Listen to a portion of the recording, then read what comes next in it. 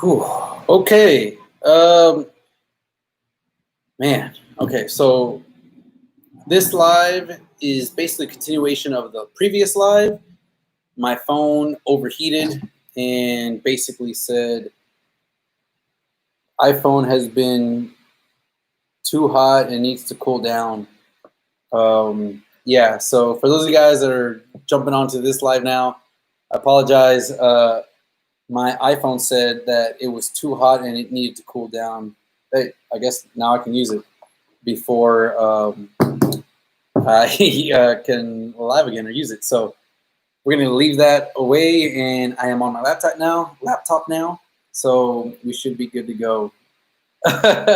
So anyway, yeah, it is really hot outside. That is why I'm drinking my beer, but it is crazy. I did not expect the phone to do that. So I guess the iPhone's webcam feature, if you want to go live, has got a limit of about 30 minutes. So anything longer, if you guys are wanting to do live videos on YouTube, don't use the phone. And that's because I wasn't even charging it. I actually had the charger plugged in, but it wasn't even charging. So, man, that's crazy. Mo City, yeah, man, no, not today. So we've got a couple other things going on with the channel that I'm going to be doing this weekend. So I had to take a break today. I outlined it earlier, but I'll reiterate again today. I'm going to treat this as a whole new live going on now. Kevin, what's going on, man? Hey, appreciate you jumping back onto this one because I did not expect my phone to go into that temperature mode. But right before the end of the last live, we were talking about dynos and just dyno numbers and why I don't like them and why I think people put too much emphasis on them when they shouldn't. And I was telling the story of the last time I ran a car that had gotten dynoed. It was, if you guys watched my last Mexico racing video, I raced a silver 6 gen. The car dynoed 602 to the wheels at a different dyno here in Houston, local. And we raced, and if you guys saw the video, you guys know exactly how that run went. I had a little bit of weight reduction, but I mean, you know, I would say probably about a 200-pound weight difference, which I guess is a lot, but he said he put down 602, right? And you guys saw the video. If you didn't, go check it out. I gapped the shit out of him. It wasn't even close. It was so bad that he actually thought that I sprayed on him. He thought I actually used nitrous on him, and I didn't. And if anybody knows me and knows what I'm all about, knows that I don't care about people knowing what mods I have or trying to hide what I have and what I don't have. So I did not spray on him. The gap was so bad that he thought I did. But he put down 602 to the wheels.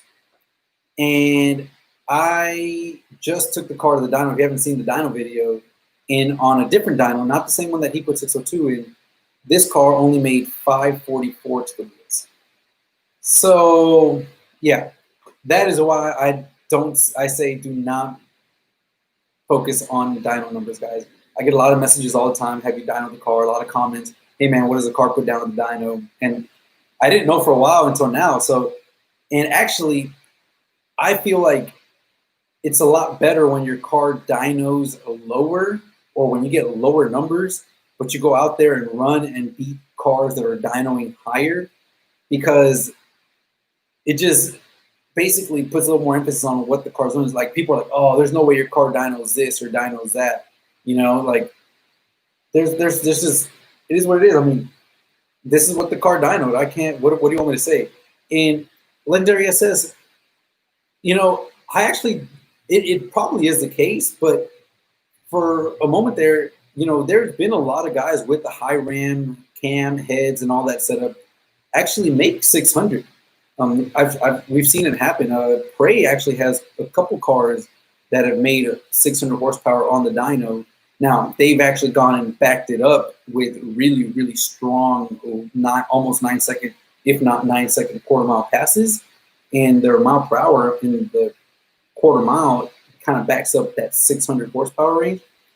But, you know, So that's, I didn't put it past them. I mean, getting to 600 with the high ram in an 8-speed car with the cam and proper head setup is actually not, you know, unthinkable. It's not impossible. There's been many people that have gotten there.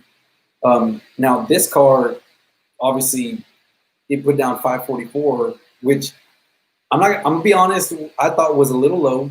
I was expecting more like 560, an extra 20 more. 560 was kind of where I was expecting it to be at. And even with the nitrous, guys, the cars, the bottle was low. It didn't have a full bottle. I would say the bottle was probably like a little under halfway full. So you're never going to realize the full power shot when your bottle's halfway. That's why you get your best runs when the bottle's completely full. But it only put down 670, 650 to 670 on the 150 shot. So it wasn't really spraying a full 150 shot. But, you know, when I went to the dyno, I was actually hoping I was like, I get 560 NA, and then I'll get about 700, low 700s, you know, on the spray. It didn't happen, but I'm fine with that. I'm not one of those like, oh, well, why did it do that? Like, no. That just goes to show, like, I'm like, well, shit, if I'm, you know, doing this to cars and running the trap speeds that I'm running on this kind of horsepower, I mean, then that means the car is doing well. And maybe the dyno was just a little bit off or whatnot, but I'd rather be able to, like, when people ask me now, like, hey, what did the car dyno? 544. And they're like, oh, okay, well, damn, that might seem low or whatever. Like, well, shit, all right, well, let's run them. And then I can run them, and then they're going to be like, there's no way that car only put down 544. I was like, well, that's all it did. Either that, so either my number is too low or their number is way too high. Honestly, personally, I think that that other car, that dyno 602, probably is too high. That dyno is definitely happy like Legendary SS is saying. So, hey, we got 14 people on. Cheers, guys. Congrats. Thanks for coming over.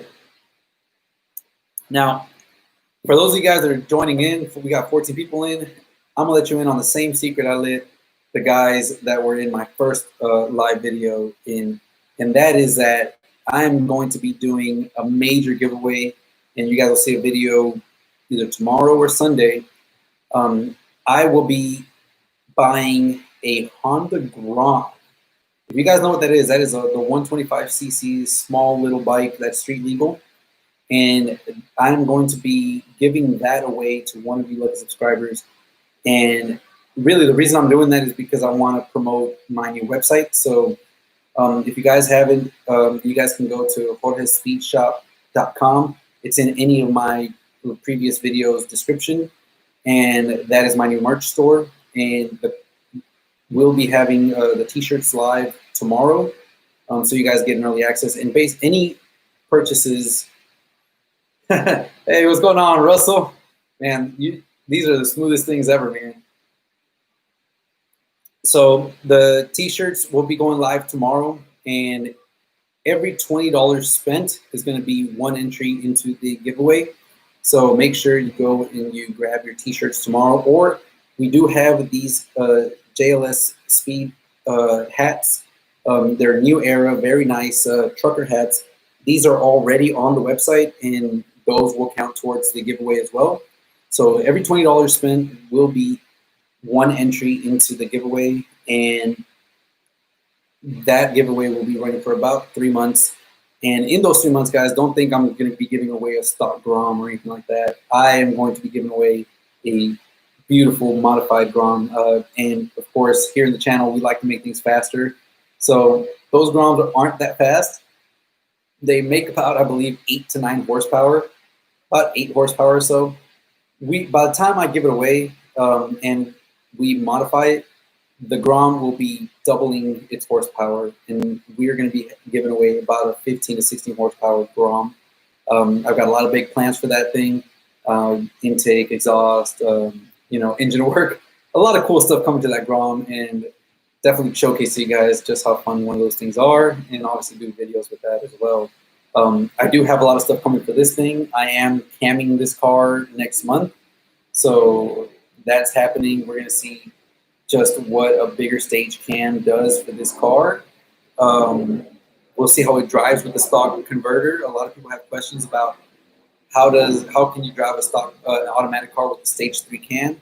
We'll find out, and I'll let you guys know just how all that works.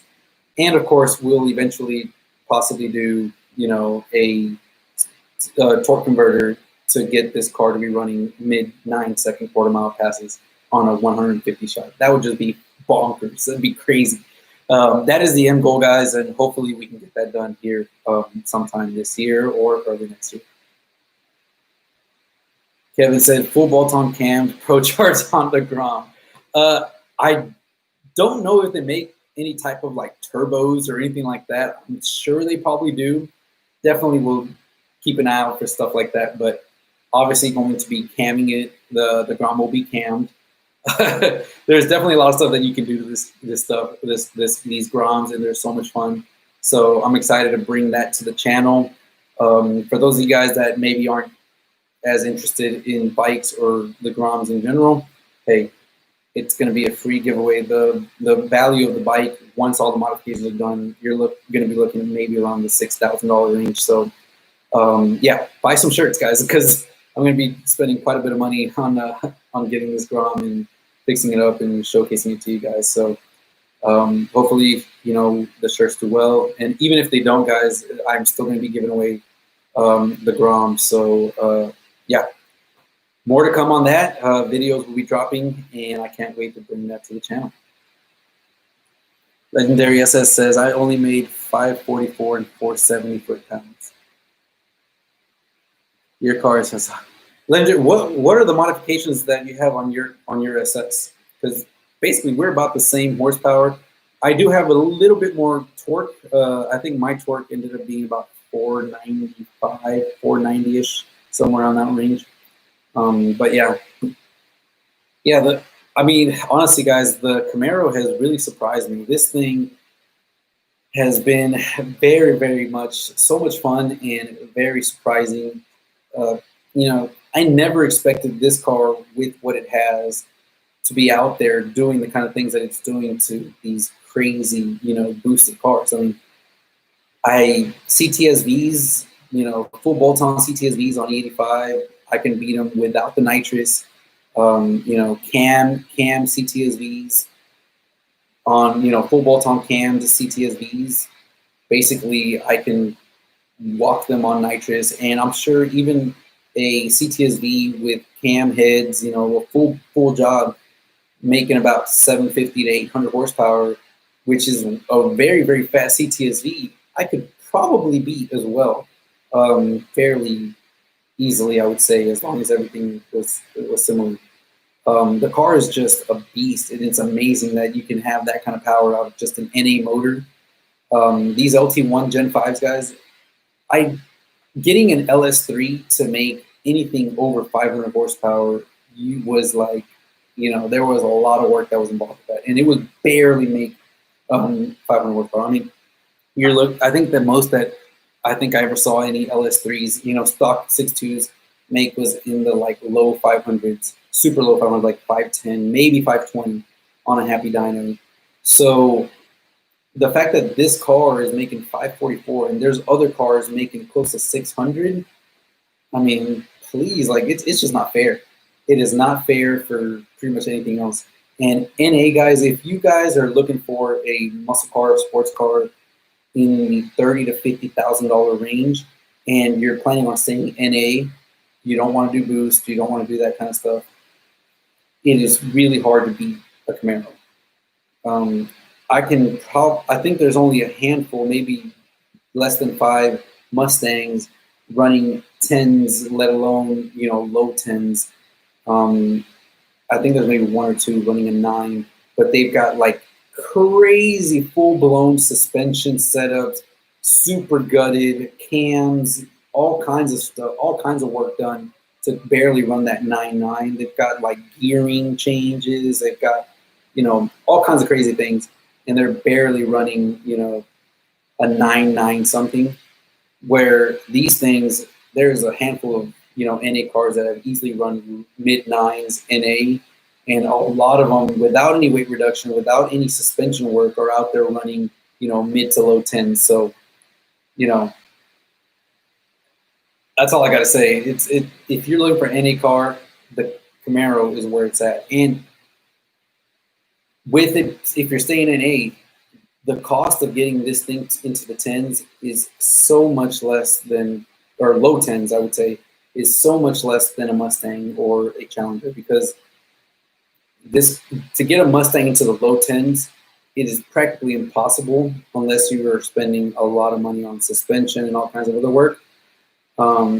You really have to go boosted on these cars to do anything like low tens or even nines of Mustangs. Now, if you want to go boost, if you want to do boost and you want to go run, a 9-second right off the bat, then I gotta say the Mustang 5.0 get a Gen 3 5.0 with 10 speed, throw a Whipple 3.0 on there, and you'll be running. You'll do the fuel system, and you'll be running, 9.8s, 9.9s, low 10.0s, 10.1s, even in the summer. So if you're doing boost, that's kind of the way to go. But if you want to stay NA, you want to have that power band, that awesome feeling of an NA car, then you definitely want to go with something like the Camaros. Let's see. Let's look at the comments here. Legendary says, okay, so you had a BTR Stage 3 LME Ported Heads, MSD stock throttle body, took speed header than off-road expect. All right. Okay. Yeah, man. So your car's doing really good. I'm sure, I don't know if you've been to the track yet, but you're probably running very similar times to what I'm doing NA. If you don't have a converter like I do, it's really hard to get that low end power. I haven't really mastered how to get that like 60 foot down. But I think you're probably in the super low 11s, if not high 10s with your setup, easy if you have a stock converter. One thing I've learned is that basically if you do a cam and heads, guys, you're going to want the converter to be able to get that grunt up in the bottom end and get the car going. Man, whoever wins the Grom is going to have a fun time with it. I will say that. Those things are so much fun. I've always wanted one, so this just gives me an excuse to get one and enjoy one for a little while, even if it is for just a little while. Rip DeSoto, how much into the low tens? If you do a proper heads cam setup, guys, heads cam, and you do the converter, because you really do need the converter, maybe not as much on the 8-speed as the 10-speed, but the 10-speed, I feel like it does kind of need that converter a little bit. The transmission tables for the tuning is a little bit more tied up. But I would say you can easily, with the converter, you can run mid to low 10s all day long, possibly even, a high 9 in cool, nice DA. With a stock converter, this car here with the Stage 2 NA cam, without the nitrous, just stock converter, full heads, everything, is running about a 10.9, almost a 10.8 at about 131 miles an hour. The trap speed is crazy, guys. 131 miles an hour is no joke, but it's just the bottom end. There's not that much power down low. It's the 60 foot's only a 1.8 60 foot, 1.7 60 foot, a high 1.7. So maybe with the right proper setup, with the right cam setup for the right heads, you might be able to get a little bit better and get into like a 10.6, 10.7 with like a 1.6 60 foot. If we could get into a 1.5 60 foot with the cam heads stock converter, then you're easily running, a 10.1 to 10.3, 10.4 quarter mile. That's just the way it is. Those 60 foots make such a huge difference in the time for a quarter mile. So I would say if you're doing the heads and cam, go ahead and get the converter, and preferably go with your builder to get everything working together, get the package for everything. So make sure that the cam is designed and spec specifically for the type of heads and head flow that you have, and that the converter is spec for the type of power that you're going to have. But you can easily, with a converter, you're going to be running low to mid 10s all day long with the heads and cam setup. And again, you're going to be probably, if we do the math and add up the cost of all the parts, this car's heads and cam setup cost me with parts about $5,500, maybe $6,000 with odds and ends here and there with ATI underdrive pulley. So $6,000 into the heads and the cam setup. Converter for 10 speeds are about $2,000. I believe it's about the similar price for the 8 speeds, maybe a little cheaper. You can get a little core refund, but let's just say $2,000. So now you're in at $8,000. The intake manifold and throttle body, if you get something like a Ported MSD manifold and 95mm throttle body, it's another $2,000. So now you're at $10,000. Rotofab intake's about $350 to $450. Let's say $500. So we're at $10,500. The headers, I have Speed Engineering headers, and they work amazing. And you can have those for around $600. So with the intake header, that's another about $1,000. So you're looking at $11,000. And then E85 flex fuel sensor. That's another 20. So for about $12,000, guys, you can have a pretty much mid to low 10-second NA monster, whether it's an 8-speed or a 10-speed. Yeah. If you buy the Camaro for about, let's say even $40,000, you can probably get it in between 35 and 40. And you add 12,000 to that, you're looking at let's say $50,000 all in. If you can get it for 38 and you put the 12,000 in, $50,000 for a car that runs mid to low tens.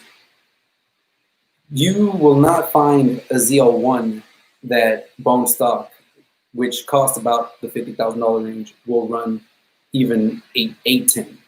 A bone stock ZL1 will typically run mid-low 11. You put a tire and you do some other stuff, then you're going to be, maybe into the low 11s, high 10s. You really got to end up getting, cold air intake, headers, pulley swap, E85, a few other things. You're looking at spending another probably $6,000 to $8,000 on that ZL1 to run a low 10.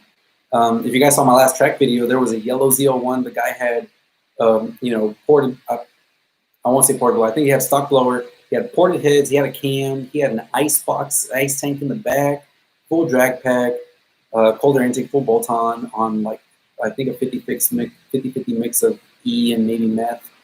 And he was only running a 10.4.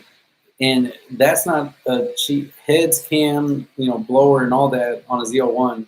And he could only run a 10.4. Now, granted, it was a summer. He could probably run, a high 9 in cooler weather. But you kind of get where I'm going with this, guys. You end up spending a lot of money to get the same response. And so you can save yourself a lot of money and get the SS. And for $50,000, if you want a Coyote, a Mustang, and you want to run a low 10, you have to boost it. And Mustangs, you could probably get one for $35,000. Boost isn't cheap on Mustangs either, because you're going to do the blower, which is going to be, if you want a Whipple, that's like about $8,000. And you still got to do a fuel system upgrade, which is another about $2,000 to $3,000. So you're still spending the same $10,000 to $12,000 on a Mustang. Granted, that one's running boost, and you're running, no boost. I think it's a lot more impressive running at NA than it is with boost, because with boost, you basically put yourself in this category where now you have to be running with the boosted guys, and in that category, there's people that have way more money invested in their cars and running, out of the price range, and then going out to Mexico doesn't even make it any fun, because now you're stuck running boosted guys, which are all over 800, 900, 1,000, and you're the slowest guy out there, with your setup.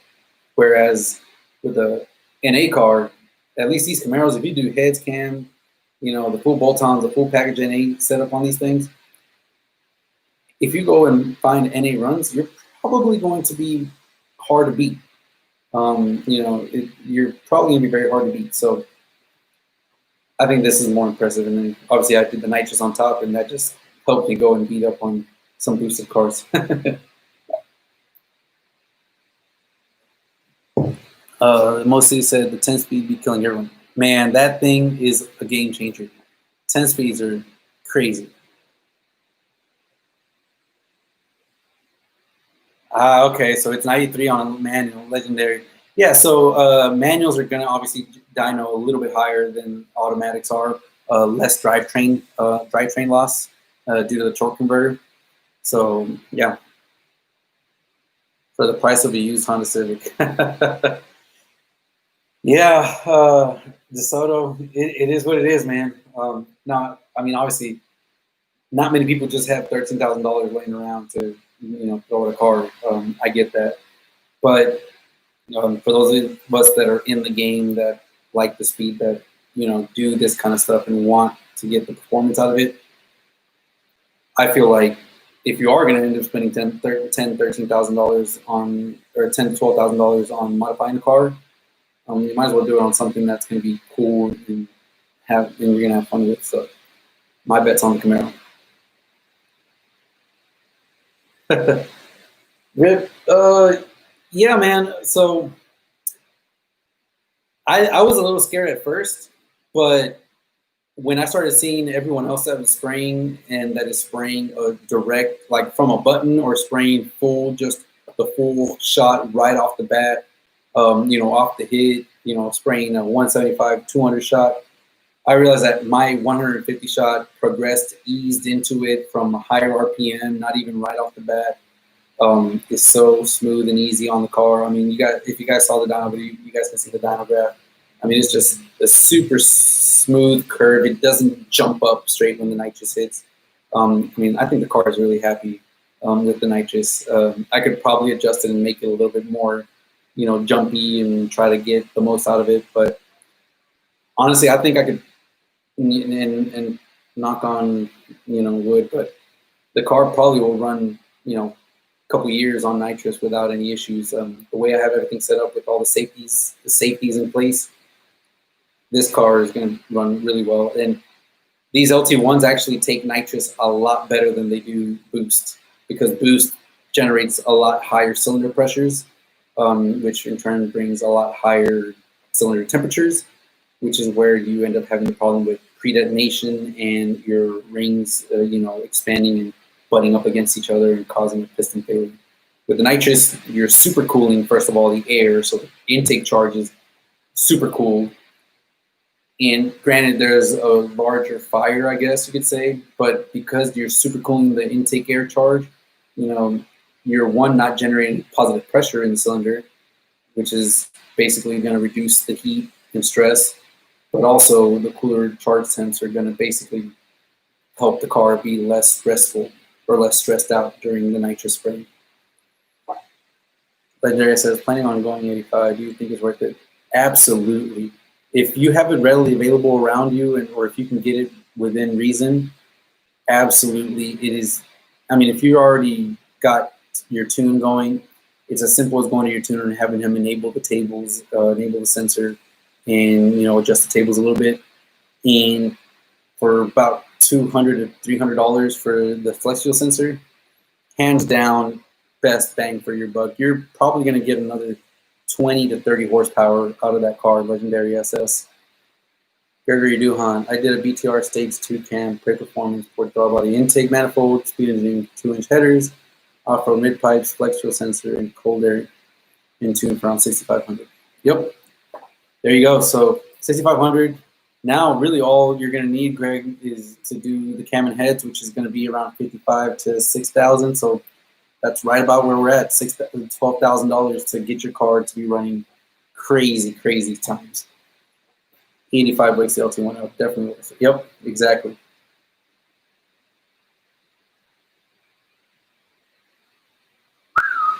Man, 36.5 is a really good deal, guys. For the guys that are checking out the chat, 36,500 for a car that's already got the modifications that are done to that car, as Greg has mentioned.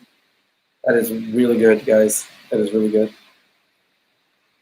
Rick DeSoto says, do you think getting intake, high flow cats, headers, high flow cats, and a tune, it's worth?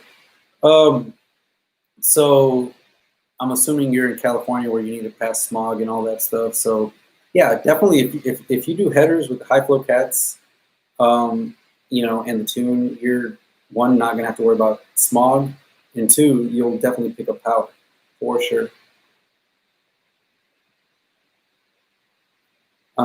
Mo, yeah, unfortunately, we all don't live here in in the great state of Texas or some other great states where smog is somewhat optional.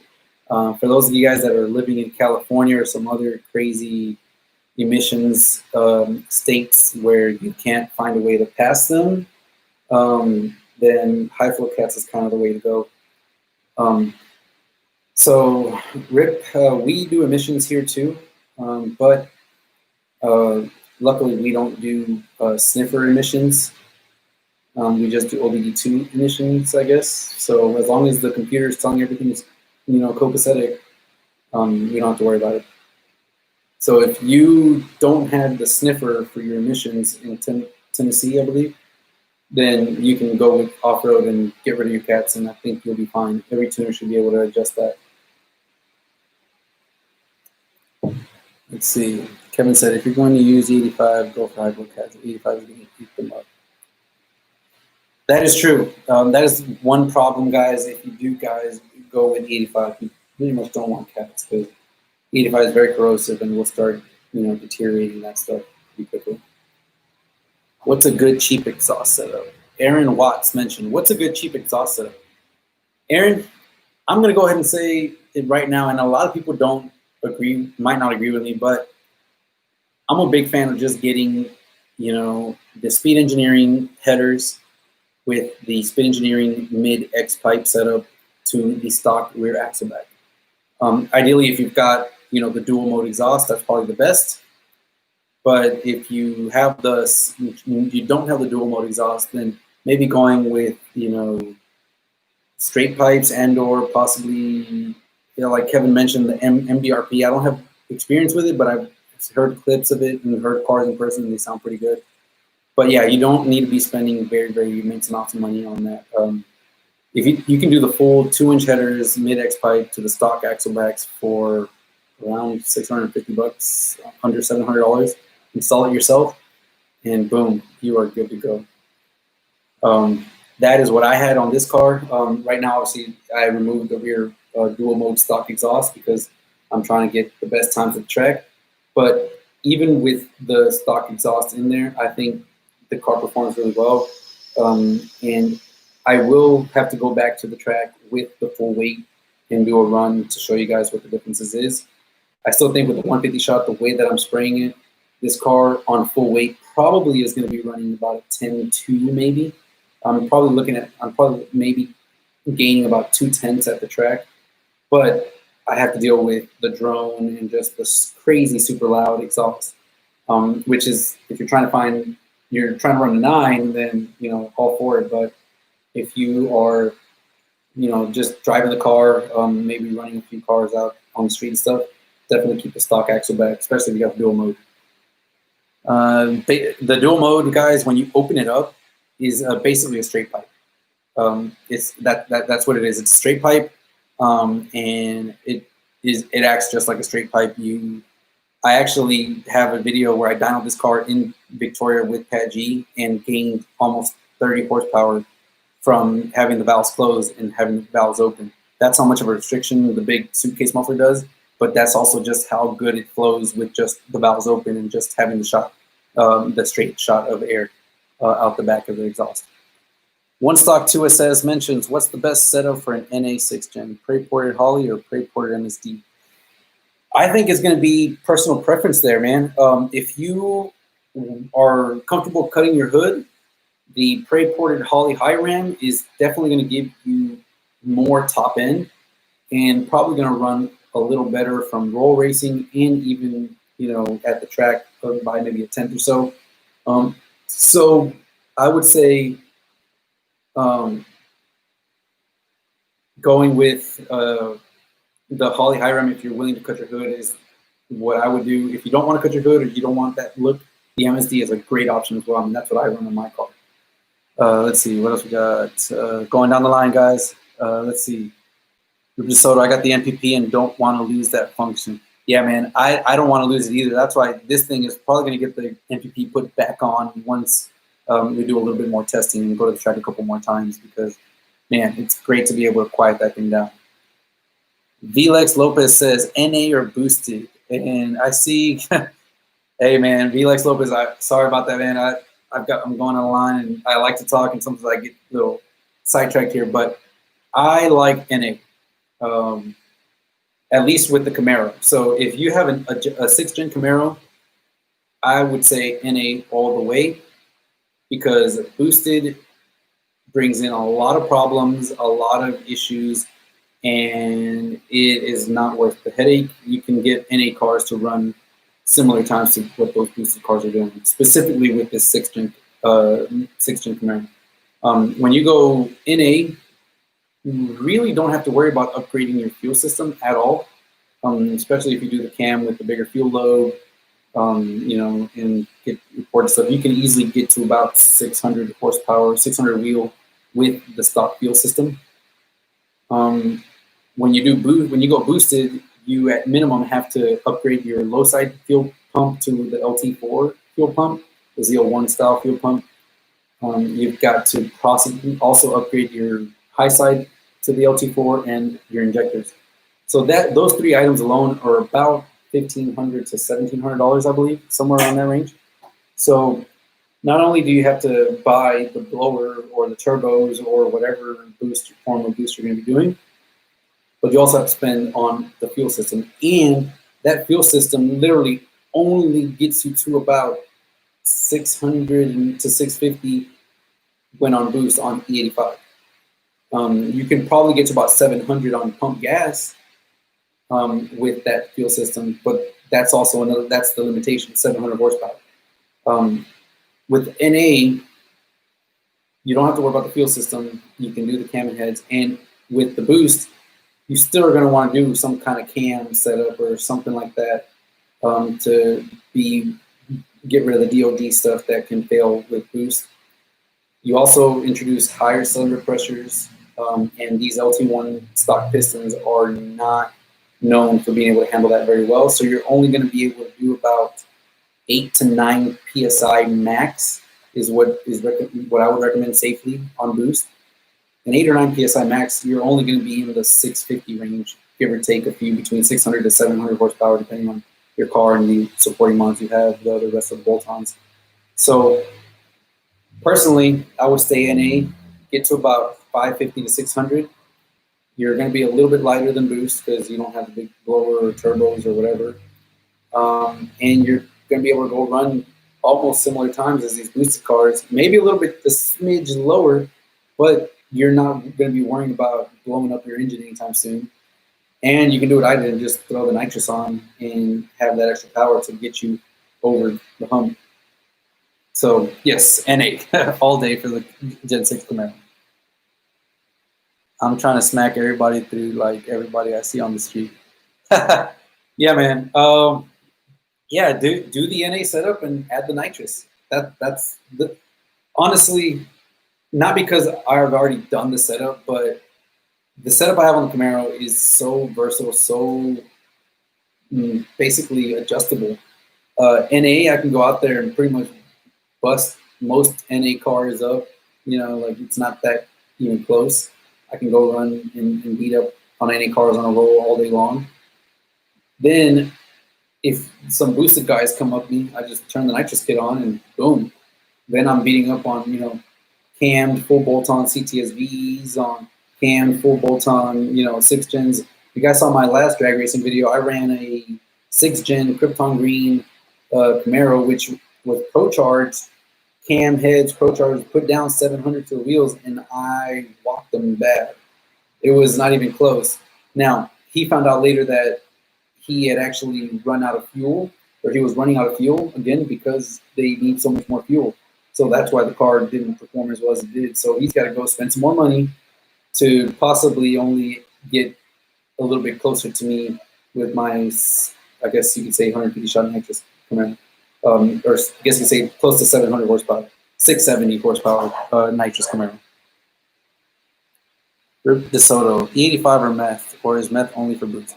Meth is really only for boost, Rip DeSoto. You only end up doing meth or wanting to do meth when you're basically at the max, that limitations of your fuel system. And you're only going to get to that when you're boosting the car. Typically, guys that want to do meth are guys that already maxed out their fuel system They maybe put a booster pump or did some kind of low side auxiliary fuel pump and are trying to get over that 700 horsepower mark on the stock LT4 fuel system. So they'll go and do the math for that. So yeah, E85 is always the go-to if you need to. Lex Lopez said, I heard that 1 7/8 is better than 2 inch if you're not going to make over 700. So I have 1 7/8 on the car, but from all the different dynos that I've seen and guys that have done testing from 1 7/8 and 2 inch on the same dyno, the 2 inch really doesn't lose anything at all. It actually gains just a tiny bit across the board. So I would say even if you're not making over 700, just go with the 2 inch header. It's going to perform just as the same, if not tiny fraction better on the low side, but it will definitely perform better on the top end. Kevin Alonso, apart from worrying about blowing up your engine with boost, you also save 7 to 10K. Yeah, exactly. Is it true or not? Oh, there. Well, there you go. I was just answering. Nami, what's going on, man? How often am I changing my plugs since spraying? So I actually haven't changed my plugs, and I've gone through about 4 bottles. I have been checking the plugs, but I haven't changed them out. So I have taken them out, and I do check them, after every track visit. But I haven't changed them out. The plugs look perfectly fine. They look great. Really don't see any reason why I would need to change them out. Once I start seeing that a plug is maybe looking a little bit foul or something, then I'll probably change them out. But really, as long as everything is dialed in and the car is dialed in perfectly fine, and you've got your nitrous set up properly with the right, fuel and jetting nitrous jets set up, you really shouldn't have to change your nitrous your plugs that often. I would say definitely recommend to change them, but not right away. So what's a fair price for headers, and is long tubes the way to go? Yeah, definitely long tubes is the way to go, and I would 100% recommend not overpaying for the Cooks or the American Racing that are like $2,000 for headers, and go with the Speed Engineering. That's what I have on this thing. Speed Engineering headers, 2 inch with the whole midsection, the whole mid pipe, all the way to the back axle back exhaust. You're looking at about maybe $650, $700.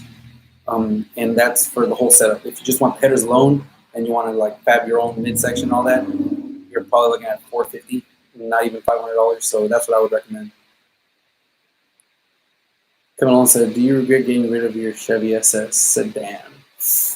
Woo, Kevin, I don't really regret it, man. It was a great car. It was a really nice car. It was great. I enjoyed it. It's good daily driver if I was in a position where I could have a V8 daily driver that wasted more gas than this Camaro does.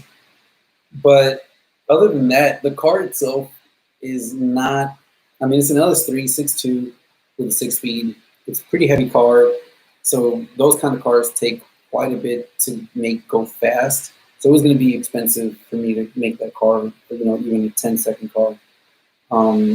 I had my G8 before that, and the G8 was pro-charged, had right over 700, it was like 711, almost 720 horsepower on about 17 pounds of boost on a F1A 94 Pro Charger with a built engine. I went through 3 motors on that car, and it only, in that car, the fastest it ever went on 93 pump gas was a 10.6 at 127 miles an hour. So I'm running way faster times just NA. So, or way faster mile per hour just NA, which means the car makes, the weight makes a big difference.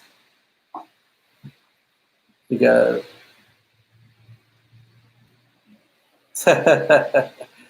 Hey man, you're welcome. You guys have any more questions? I'm always here. You guys can find me on my Instagram. Send me a DM through there.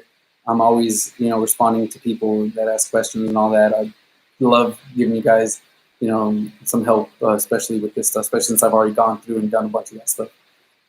Brandon Miller, what's going on, man? Price on a standalone fuel system.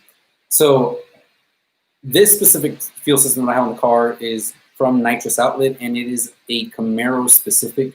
So it is for the ZL1 specifically, and ZL1 6th gen Camaro specifically, but it applies to the SS.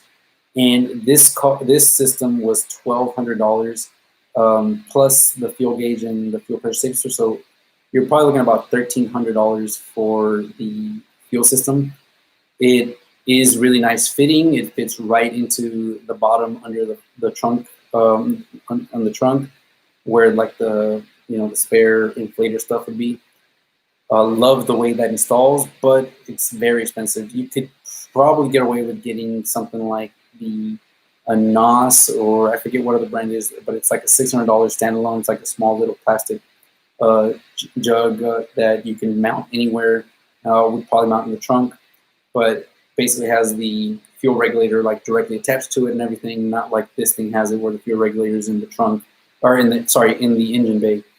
And that would be way cheaper. You'd probably save us like $400. You'd probably get that whole setup with all the hoses, fittings, and everything for about $800. And one thing that's good about that is when you have the fuel regulator in the trunk versus the way I had it in the engine bay, is that you basically have the fuel regulator right on the tank. So the return is directly mounted right back into the tank. So there's no return line. So all you have is one main big line going to your fuel cylinder. The downside with that is you have a very long line of fuel going to your fuel solenoid. And when you turn the system on after it's been off for a while, there's going to be a lot of air bubbles.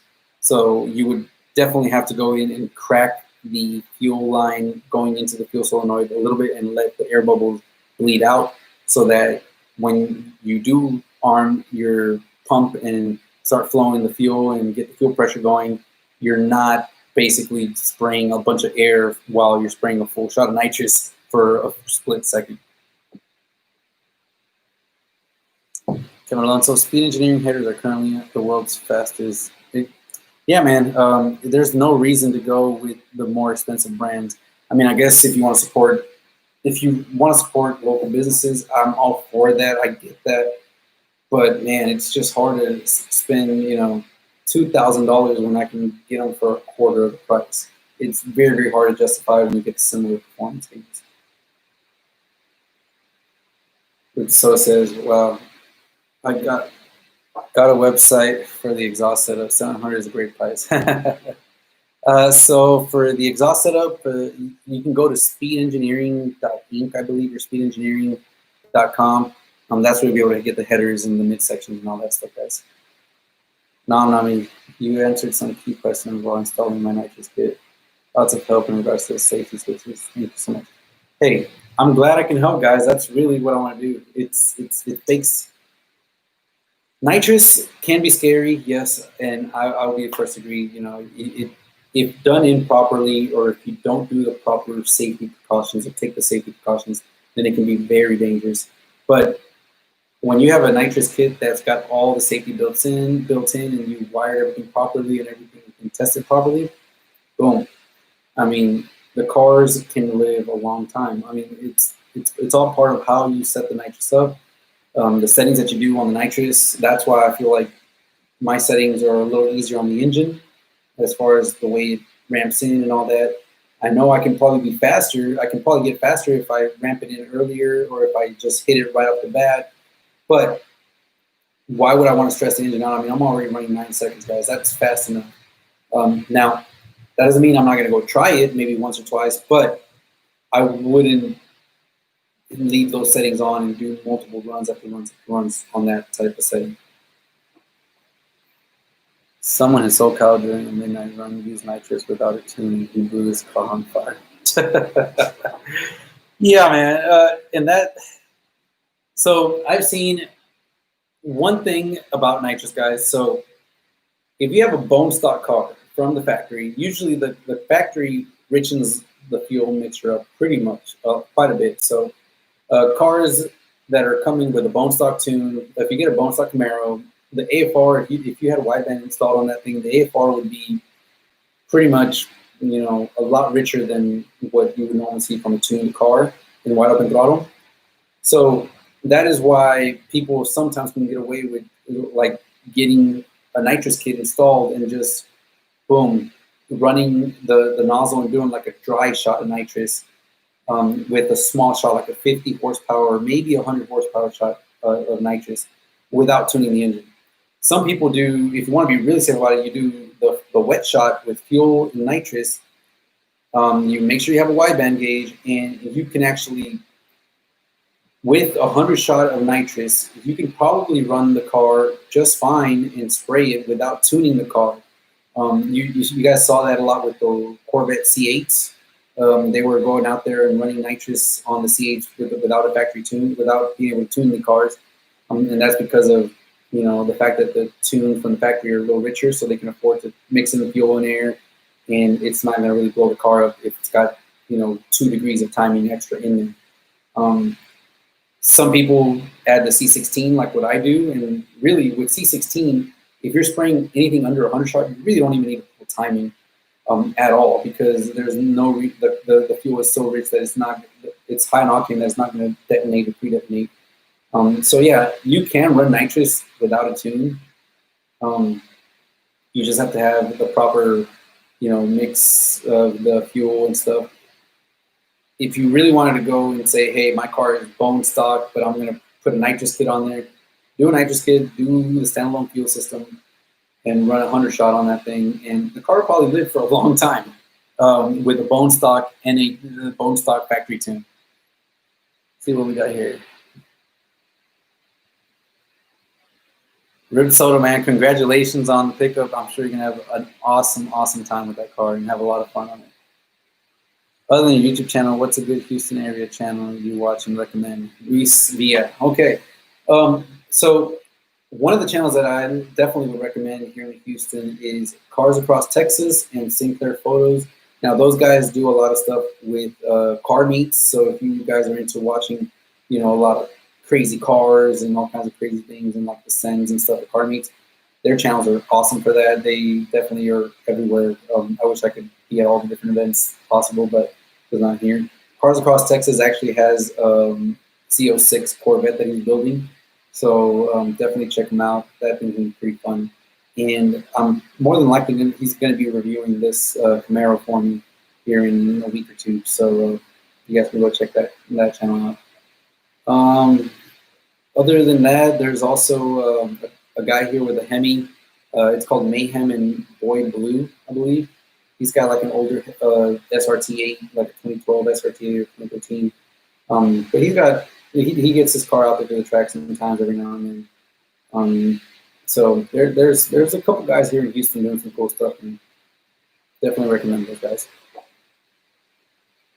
Kevin says, I got a 1SS 2017 and was really considering an SS 1 MOD LIST, but I've always had a fear of the money shifting during a race. Yeah, man.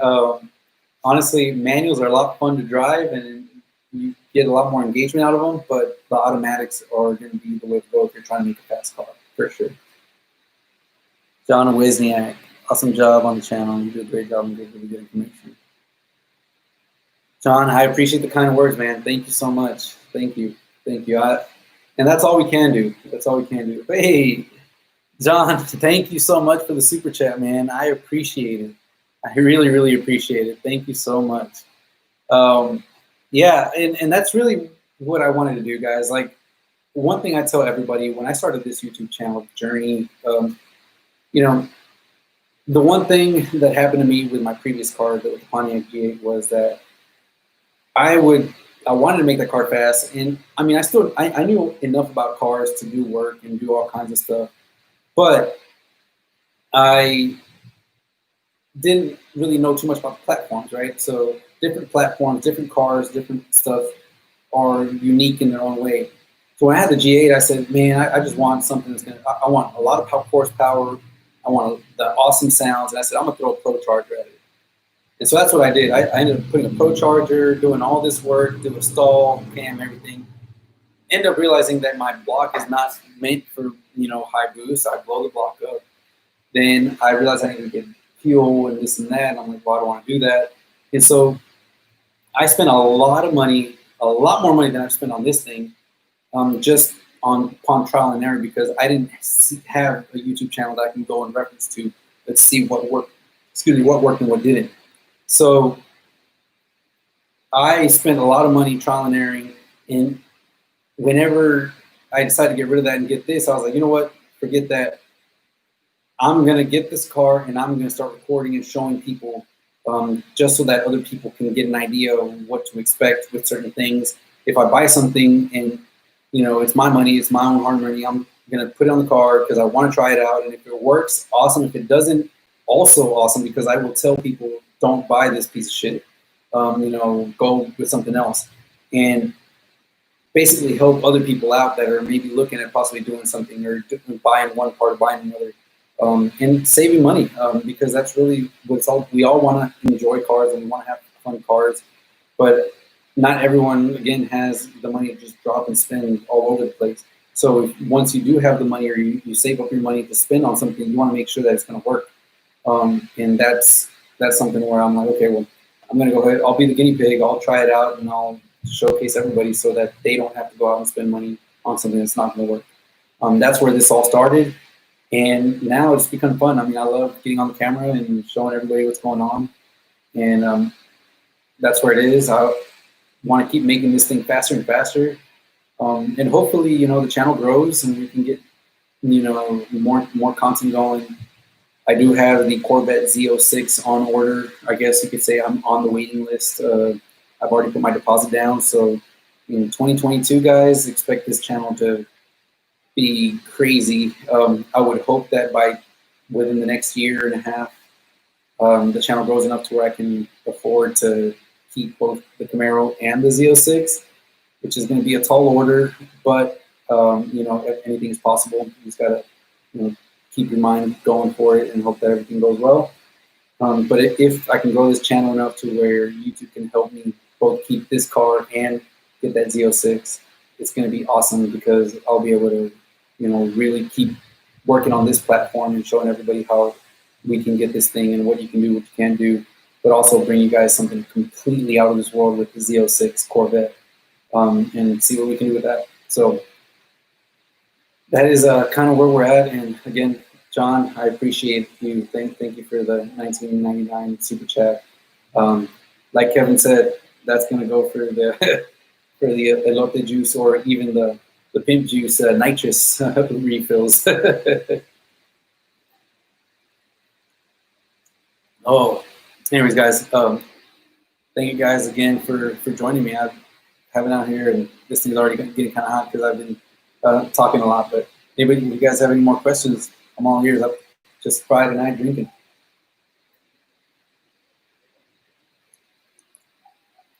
Kevin says, does your boss or any coworkers know that you run at the drag strip? Yes, they do, actually.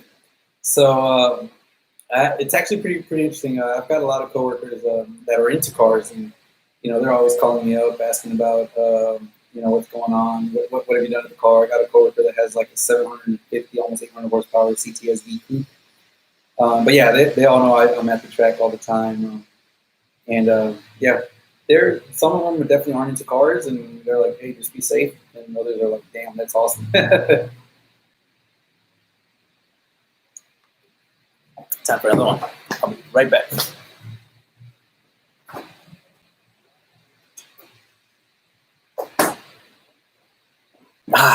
All right. So, what do you guys got going on with your cars, man? I know you guys all, most of the guys, most of my subscribers have a Camaro or looking into getting Camaro. So I always love kind of hearing the different kind of things that you guys are doing to your cars, and just some experiences you guys have had with the Camaro. That's always fun.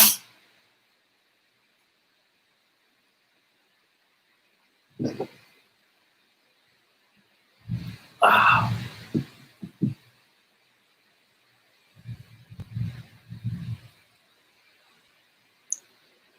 I just saw lightning. So probably a good thing that I didn't go to the track.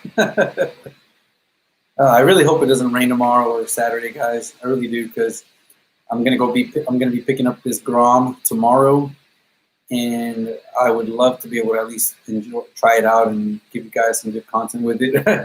But if it's raining, I'm definitely not going to be riding that thing. So hopefully everything works out well. Legendary says, love watching your channel because you keep it honest, unlike most of the YouTubers, especially the same ones. Hey man, it is what it is. Like I said, I'm not in it to try to like hide anything. And if you guys met me personally, you would know I don't care. People can check my car, inspect it, do what they want. You know, if they don't believe me, I mean that's ultimately their decision. But I'm an open book when it comes to showing everybody what happens with this car. You're never gonna see me be one of those YouTubers, excuse me, that's gonna be like, you know, go a month without showing the car and be like, oh yeah, the car's doing just fine after I just blew a rod, you know, after spraying nitrous or something, or had something happen with nitrous. That is not going to happen. If something happens with this car with the nitrous, I will definitely be letting everyone know, because I would not want that to happen to anybody else. So I'm an open book. I share everything with everybody and really like to give honest reviews about everything that's going on with the car, everything I do. So yeah, that's my big thing on that. Kilo Beats got a 16.2 SS. Just did my own flex fuel enable, and I'm pretty happy. Hell yeah, man!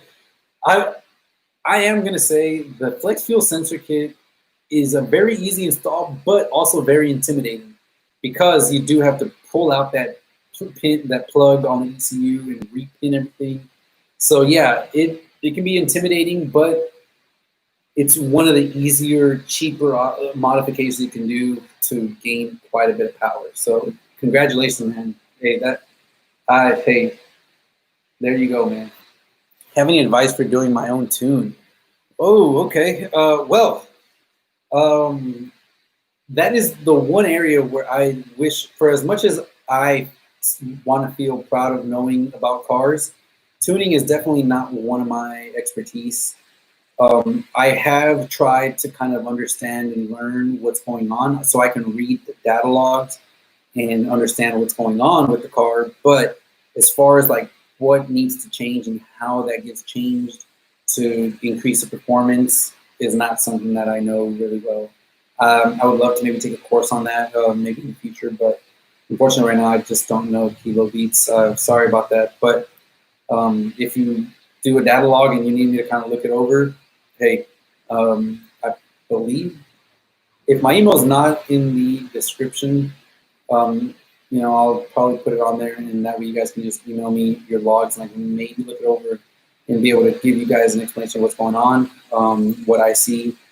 But that's as far as I can go. As far as like how to adjust the tune, yeah, I'm not too familiar on that, unfortunately. Kevin mentioned AKA Motor Tube. Yeah, man, that guy is something else. I honestly would love to race that guy with his Mustang and my Camaro. I think that thing would be hilarious. You know, he's got his Mustang that apparently goes out and beats all kinds of crazy cars on just cat delete, tune, and E85.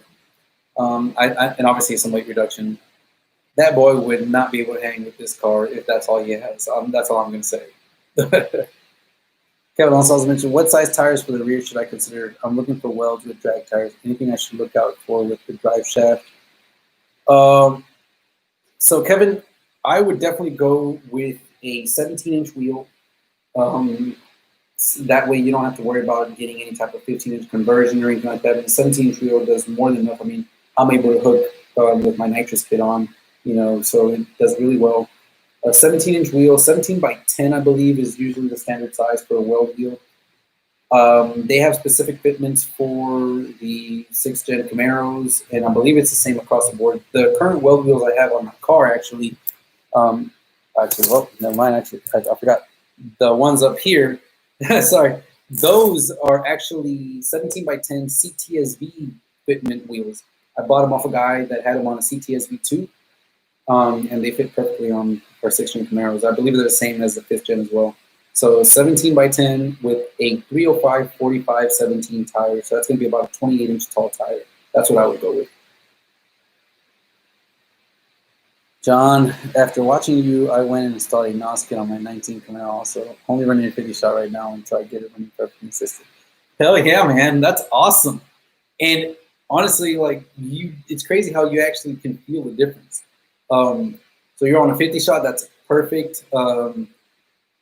When you move up to 100 shot, I would recommend pulling, if you haven't looked at your AFRs, and ideally you want to target about 12.0, so 11.8 to 12.2 is where I would target for your AFR when you're spraying. And what I would do is, play with the jets and stuff. But if you are in the 12.0, 11.8 to 12.2 range, up and down between there, you're perfect. And if you go to 100 shot, just pull back 4 degrees of timing, and you're going to be good to go. Kilo beans, yeah, just going to leave that to the professionals. Yeah, that's what I've been doing, honestly. Like I said, I want to say that I know a little bit about a lot of stuff, especially, or actually I know a lot about a little bit of stuff around the car, automotive stuff, and engines and stuff, but definitely I do not know a lot about tuning, but definitely something I want to learn for sure. I know you have the MSD intake, but would you think about the LT2 manifold? Oh, awesome question, Kilo. So for those of you guys here, so I actually, hey, what's going on? JJ, how you doing, man? So for those of you guys that have been following maybe the forums on Facebook or on Facebook with the LT2 manifold, so I was actually one of the first people that one of my good friends, Jose Zambrano, the Panda, he's got a YouTube channel here as well. You guys can go check him out. He actually is the one that told me about it and actually installed it in his LT1 swapped 2015 GMC truck. He has a single cab and he swapped the Camaro engine LT1 over. And he's the one that told me and showed me that the LT2 would fit, be a perfect swap and fit and bolt up and everything. So the first thing I did was I went to pray and I told Brett, I was like, hey man, this might be an option that will help everybody else, and could be something that would be inexpensive and be that like bridge or in between, a ported stock manifold versus a ported MSD, which can cost almost up to $1,500. The LT2 is about $220. With, let's say $300 in port, you're looking at $500 plus some modifications that do have to be made. So let's say even at $600 or $700 for the LT2 manifold, already ported and modified and everything so that you just bolt it on, guys, that is half the price of an MSD. And if the gains are there, I was like, man, this could be great for saving people money. So I actually bought an LT2 manifold and shipped it to Brett over at Quick Performance and told him to do his thing with it. And, hopefully he can do testing because obviously he's got all the data. He's got his dyno where he can do back-to-back comparisons and he can show true potentials. And I know his port jobs are pretty much top notch. And I sent it to him. I told him, do what you want with it, test it out, port it, modify it, do what you want, and give us test results. If it comes back that it is going to be a viable option, then bam. Now everyone can save, $750 from instead of buying an MSD and get the LT2. So if I didn't already have the MSD, from the preliminaries testing that I've seen from other companies and stuff like that, I would probably have gone with the LT2, guys, because the LT2 seems to shift the power slightly up higher in the RPM rate. So you're still not going to get that like almost 7,000 RPM peak power or like, straight power. It's going to drop off slightly more, but it's going to be closer to the MSD and a lot better than the LT1. At least that's what I think it's going to be. So Brett is still doing his testing and still doing the porting. So I'm just waiting on him to show everybody the results and just how amazing that LT2 is going to be, and whether that's going to be a good option for those that are looking for an aftermarket manifold and maybe don't want to either cut the hood or spend the $1,500 on the MSD.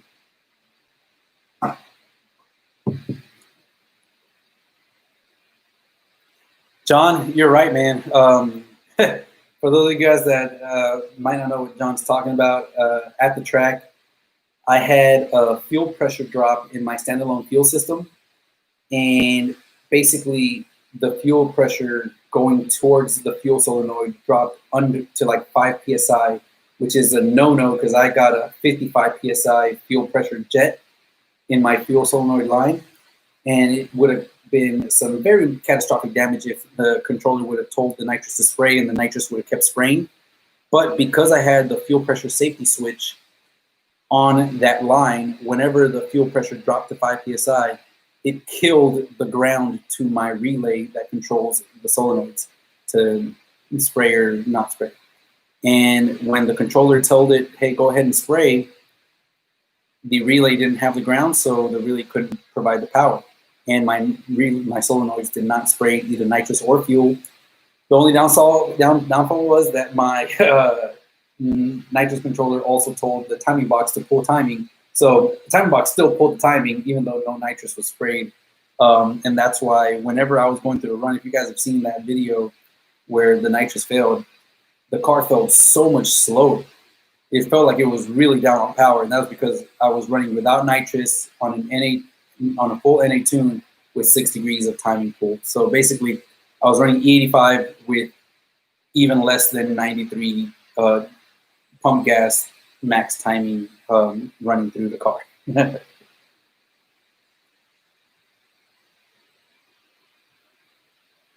Hey, it's gonna be awesome, man.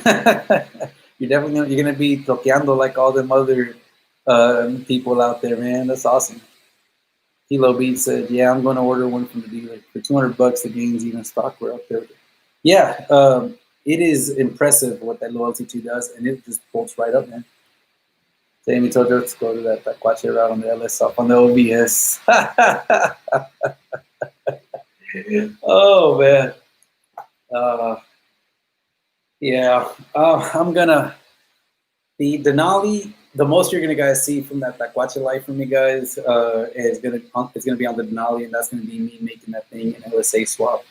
I don't know, who knows though, because maybe I decide to go buy myself a single cab and build that thing up and make it a drag truck. Or I've really been considering getting one of those F-150s, the 2018 F-150s with 10-speed, 4x4, all-wheel drive, whatever, and then throwing in a 3.0 Whipple that just got released for the F-150s. Just imagine that, guys. That truck would run low 10s just on the Whipple and fuel system alone. That would be sick. Ruben's one you influenced me to purchase the speed engineering headers set for my car loves it. Thank you. Hey, I appreciate. Hey, again, guys, like I really want to. This channel is all about showing you guys, you know, what works, what doesn't, and you know, again, there's no need. I don't see why we need to spend that much money on something if we're going to get similar results from something that's a quarter of the price. Now, if they were closer in price range, like if the speed engineering headers were like $1,500 and the Cook's headers made in the USA were like $2,000, then, you know, I would support the local business in the US and say, you know what, I feel like the US quality, handmade quality, whatever, is probably going to be worth my extra $500. But you just can't justify $2,000 versus $500. It's such a massive difference, guys. Just hard to very justify. At least for a working man like myself. If I had money to blow and didn't care about money, then shit. All right, you know, I'll buy the most expensive things because those are supposed to be better. You know, right? Price, better price, higher price means better quality. I guess. Tell that to the people that are buying the C8 Corvettes that have a car that runs, performs, and looks and has the same similar build quality as those, you know, $150,000, $200,000 cars. Justin Williamson, what's going on, man? How's it going? Kevin Alonso, always wanted to get an old Toyota pickup or Nissan hard body and throw an LS3 in there too. Yeah, man, that would be freaking awesome. Yeah. I would love to do a lot of those projects, and I think if we can get this channel going and growing and getting bigger, I mean, the possibilities are endless, guys. I'm a big gearhead, and I love cars. I love trucks. I love everything, anything automotive. So obviously, the limitation that I have, which obviously a lot of people have, is, you know, the money to keep funding your habit, right? You know, I could say, you know what, I love spending money on my hobby, which is cars. It's an expensive hobby, but it's better than spending it on some other bad and negative hobbies, right? Now, if I had the money, if I had the money, guys, I would have all kinds of projects going on. I'd be Street Speed 717. If I had the money, I'd be Street Speed 717. I mean, that guy's living his life. That is goals right there, guys. Being able to, you know, now I don't know if I'd be having all like the brand new stuff like he does. I probably would, but I am a big fan of doing, like Kevin mentioning, doing some LS swaps, working with these older cars. You know, one thing, there's a lot to be said about being able to fix up an older car. I would love like a Catfish Camaro, like a 98 to 2002, and build that up too. There's a lot of stuff that I would love to have, but obviously I don't have, I don't make millions of dollars, so I can't afford that stuff. I can barely afford the Camaro, let alone, you know, I'm affording this, but I'm not, you know, to the point where I can have multiple projects going on at the same time and things like that. So who knows? Maybe YouTube will afford me that luxury in the future. Hey, what's going on, Derek? How you doing, man? Simple solution to the money. Ported Speed, OnlyFans coming soon. Oh, man. Hey, you got to do what you got to do. Hey, that's why I'm launching my merchandise store, guys. The merch store, got the shirts. So, you know, I figure at least with the merchandise, you got something you can wear when you're cutting your grass, or, you know, doing whatever you're doing, chilling out the house, instead of, you know, OnlyFans where you just see it and then you never get it back again. So definitely check that out. And like I mentioned, Honda Grom coming to the channel near you, and it's going to be going away to one of you lucky guys that support the channel and buy the merchandise. So looking forward to that. Can't wait to do the build series on that. I'm actually very excited about that. Derek telling you, close to the Mexican border, no excuses on money. Hey, man. Whew, I'll tell you, as much as I love trying to find ways to find better, different avenues to get better, different sources of income. I pick and choose where I can get my income from. That's for sure.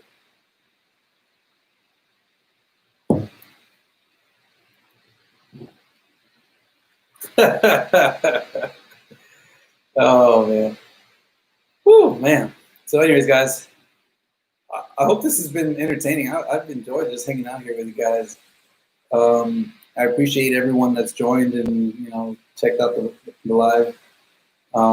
Again, congratulations to Greg for winning the Patreon live $100 gift card. So I'll be sending that out to him.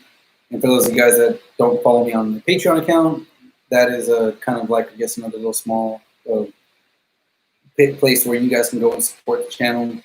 It's only $5 a month, and, you know, it basically helps me fill up my nitrous bottle so that I can go out and make these nitrous run videos and go get boosted cars for you guys entertainment.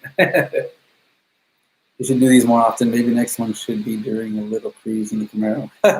Yeah, Kevin, definitely, man. I had been doing them for a little while, actually, for a week or so during like the major quarantine time. But definitely going to be doing these a little bit more for sure. We can definitely go on a cruise the Camaro, but I'll have to put the exhaust back on it, because without the exhaust, you guys would just not be able to hear me. It would be way too loud. But yeah, that'll be coming soon. Yeah. Live stream drag strip runs. Hey, you know what? I'm pretty sure I can do that. I had never thought about that, but you know what? I could probably do that. I don't know how that would work, but I could probably do that. And that would be a pretty good benefit and give you guys, you know, some early access to some of the videos. You know, if I break or if I run a better time, you know, personal best or something, yeah, that might work. Man, Kevin, coming up with all these awesome ideas. I appreciate it. Anyways, guys, I'm going to actually give it another about 11 minutes, so an hour and a half. I think that's more than enough time. So I'll be here for another 10 minutes or so while I finish my Crawford Bach.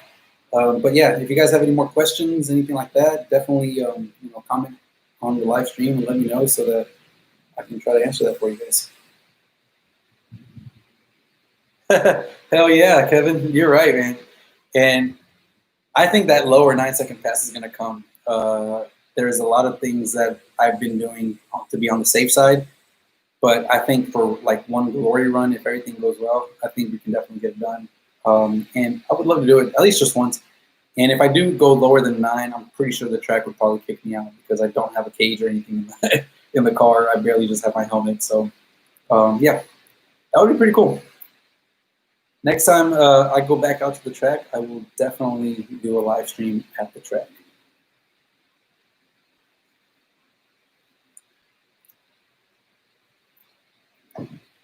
So where's everyone from? You know, obviously I've got like, hey, what's going on, Law? How you doing, man? Where's everyone from? I've got a lot. Obviously, I have almost 3,600 subscribers, which, again, that is crazy. I never expected to have this many subscribers. I remember when I started the channel with the YouTube, with the G8, and when I had the G8, I was at about 100 to 200 subscribers for around, man, almost 6 months before I got the Camaro. And I've been super thankful that when I got the Camaro, I mean, the channel just blew up, which is crazy. So I never really expected to get to 3,000, get to 1,000 actually, let alone 3,600 now. And excuse me, and we're only getting bigger and bigger. So excuse me, but I'm definitely excited about where this channel's going and how we're going to be going. So. Oh, we got people from Maryland, Derek from Arlington, Virginia, Kevin, Southern Cal, running long tubes with no cats. That's my boy right there. Hey, I would be doing the same thing. I'm gonna go to California one of these times. I definitely want to take a trip out there. Hopefully, once this whole situation with the current pandemic is, I would love to take a trip out to California, take the Camaro out there, and go run some of those California guys, because, you know, here in Houston, to be honest, at least NA, I think my Camaro is one of, if not the fastest NA cars in general in the Houston area.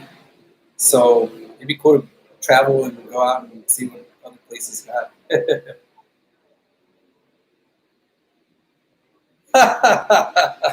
Well, I got the Texas plate, so I'll be able to kind of, you know, just. They won't be able to do anything to me. I mean, I'm just traveling by. I can just say I'm only here for a couple of days.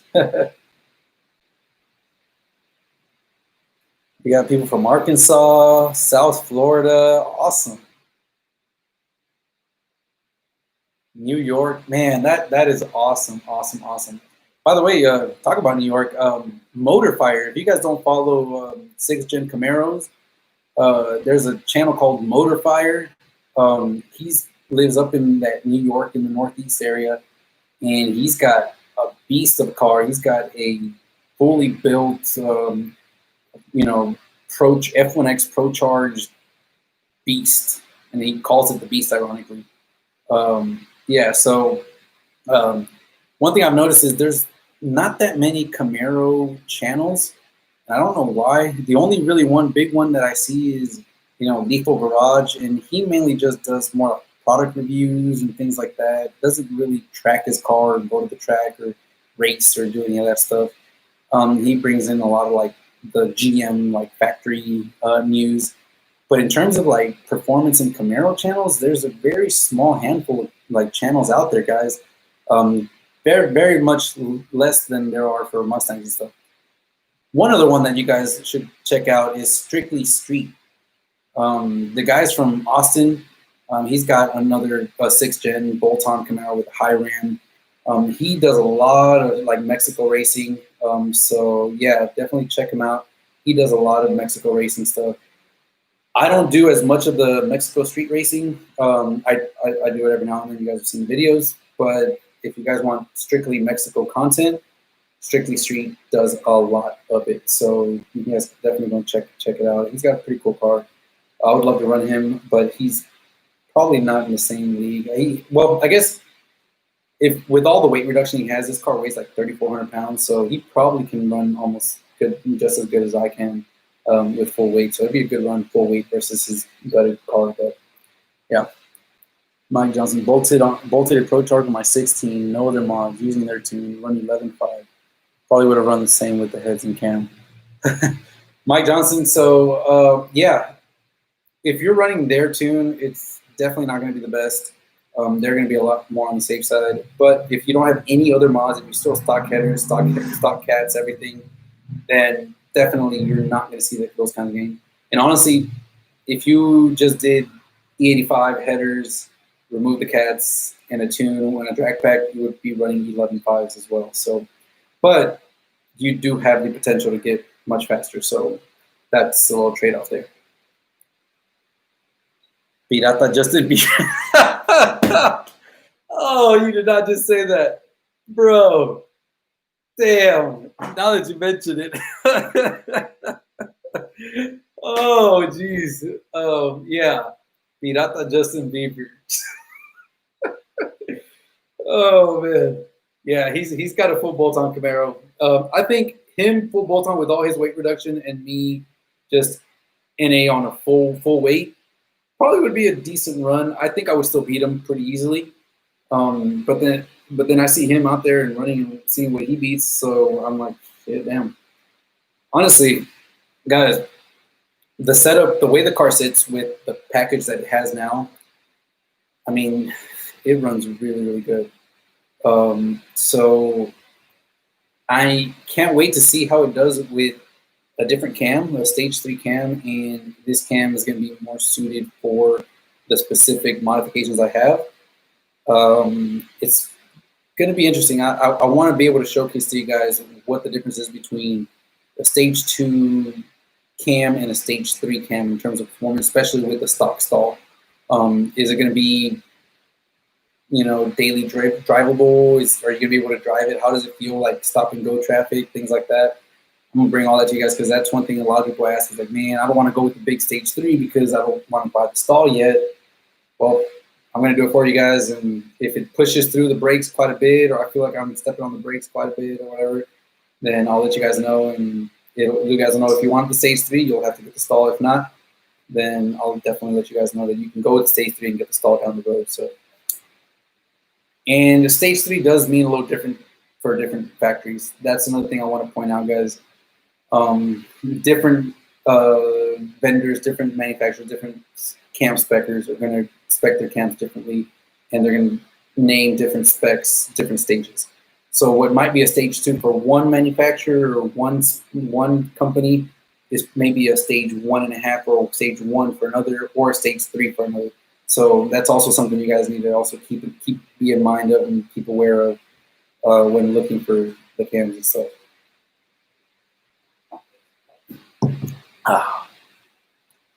All right. But yeah, I really don't know why there's not many more Camaro YouTube channels out. Fast Life Russ, there you go. Here's another one. He's out in LA, I think. He had a Camaro SS, but man, that man ended up crashing it, totaling it out, and now he got a ZL1. And man, guys, Russ is a great guy. He's a good personality.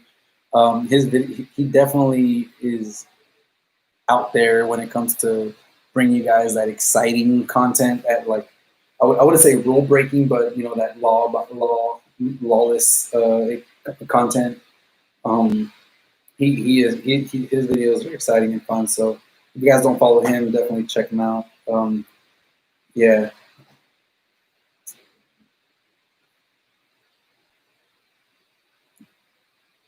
Derek Taylor, buggies, man.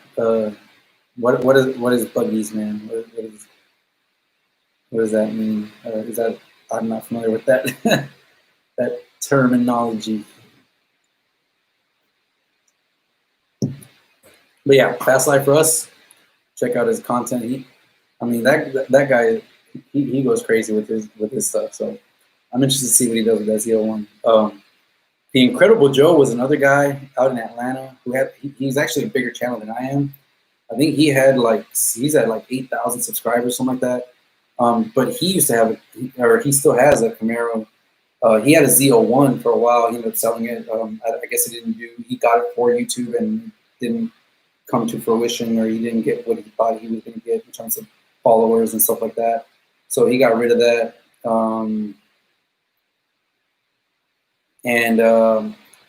So he's another YouTuber that does a lot of cool stuff. I would check his stuff out. He's turned into a lot more gaming, Need for Speed stuff. So if you guys are into that, definitely check that out. John, are you going to name your Camaro? Oh, Boogeyman, yes. Derek, you're right. I totally forgot about that. G's Footage Garage, G's Footage, I believe, or G's Footage Garage, they have a 6th gen manual Camaro with the 2300 Magnuson. Awesome car. Definitely, they're doing it good too. They're doing some awesome content. And John, am I going to name my Camaro? I need to name this Camaro, guys. I really do, but I really don't know what to name it. I'll probably bring that up. You know what? In the next video, we will definitely bring that up and hopefully let people comment because, yeah, I definitely need to name the car. I feel like that would go a long ways towards bringing the car some more, attention. Legendary S says, what brand are you going with? Derek, Stormtrooper is already taken. That is actually Jack, German veteran's name for his ZL1. And Legendary SS, what brand of what? I can't. Man, I've been talking a lot. I'm not sure. What brand of what are we talking about? Or was I talking about?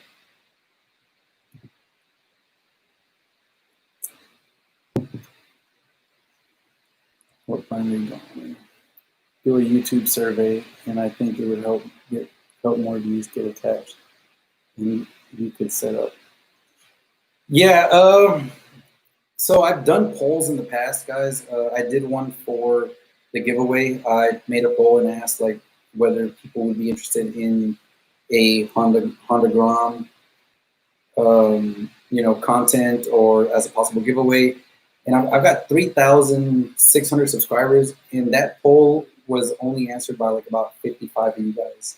So the surveys, as much as they're great, it's still a very, very small sample size of everybody. I definitely have more merch coming. Like I said, I've got the t-shirts that are going to be on the website starting tomorrow. And those t-shirts, if you go on to my merch website, portedspeedshop.com, you'll see I've got the 2 different t-shirts coming soon. Those will be live tomorrow. And every $20 spent will be an entry into the Grom giveaway. So for those of you guys that are watching me live, you'll know that I'm going to be giving away a Grom. I'm actually going to pick that up tomorrow morning. I'm going to go buy the Grom, and I should have the video up, if not tomorrow afternoon, Sunday, showing me doing the whole pickup and all that stuff, and announcing the giveaway. So that is going to be coming up here, and so that's a big major thing that I'm doing, guys. Taking a leap of faith here and hoping that we can get stuff rolling with that. And yeah, it's going to be about a $5,000 to $6,000 leap of faith because I'm not keeping that Grom stock. I am actually going to be modifying that Grom, and we're all about performance and speed here. So those Groms come with about 8 horsepower. Whoever wins the Grom is going to have about double the horsepower on their Grom because we're going full balls, cam, stroke, big bore kit. We're doing all the modifications performance-wise to that thing. We'll do some visual stuff and definitely bring you guys some Grom content. So I'm really excited for that. I've always wanted one. So this was a way that I could get one and then, have fun with it, build it, show you guys how that works, and then give it away to a lucky subscriber while also helping promote my merchandise and hopefully sell enough t-shirts to cover the cost of the Grom. So yeah, that is coming up tomorrow. So there's a lot of big changes, a lot of things coming, guys. Stay tuned. And right now I already have these hats. So these are new era. So they're really good quality hats, trucker hats. These are already on the website now. And these, if you buy them now, they will be part of the entry for the giveaway. So if you guys want, you guys go check out the website now, place your order, and that will get you an entry into the giveaway. So it should be really fun, guys. I'm excited for it. I can't wait to bring you guys the Grom content, and hopefully You know, we can get enough people to come in and promote the product, and hopefully that also helps promote the channel and get us more subscribers and all that good stuff. So yeah, the Grom is coming, and it's going to be given away. And the goal is to eventually give it go hand deliver it to the winner. So wherever they are in the continental United States. So obviously the entries have to be from the continental United States only. And I plan on taking a road trip wherever it is and delivering the Grom myself. So let's see what else we got here. Yeah, John, I appreciate it, man. And I think I can't wait to keep doing it and hopefully promote the channel and get it growing better so that I can do even bigger giveaways. Right now, obviously, I wish I could do like a car. I really thought about doing like a 5th gen Camaro, building that up and bringing you guys along with that and then giving that away at the end of the year. But the Camaro's you're looking at $15,000 to $20,000 by the time you're all said and done between buying it and modifying it and doing all that. And that is just quite a little too much for my blood right now, especially with the way the current situations are. So the Grom, $5,000 to $6,000, a lot more bearable than going with $20,000 to $15,000 to give away.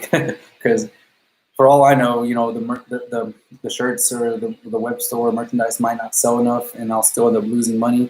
But nevertheless, I'm still I have a deadline set. I'm gonna be giving it away, whether I sell enough merchandise or I don't. It's still gonna be going to somebody. So, yeah.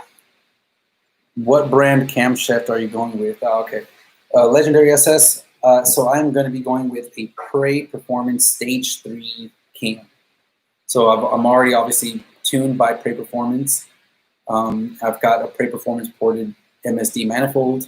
I don't have a Prey Performance throttle body, but I've got a 95mm solar engineering throttle body, and I don't have the Prey Performance heads. But I think a Stage 3 Prey Performance cam should do really well on the car, and hopefully we'll see what the difference is between a Pat G Stage 2 and a Prey Performance Stage 3 with a stock converter at the track.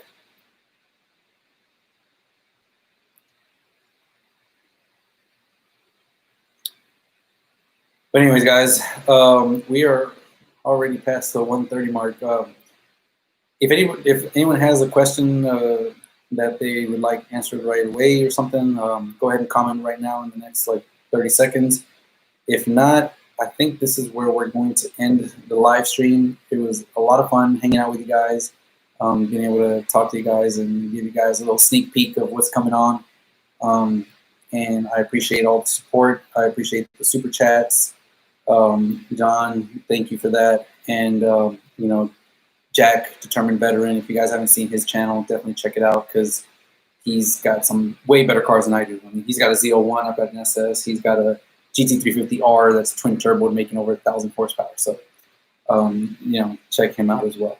Thank you guys so much. And it looks like we don't have any questions. So, appreciate everything. And I'll see you guys in the next one.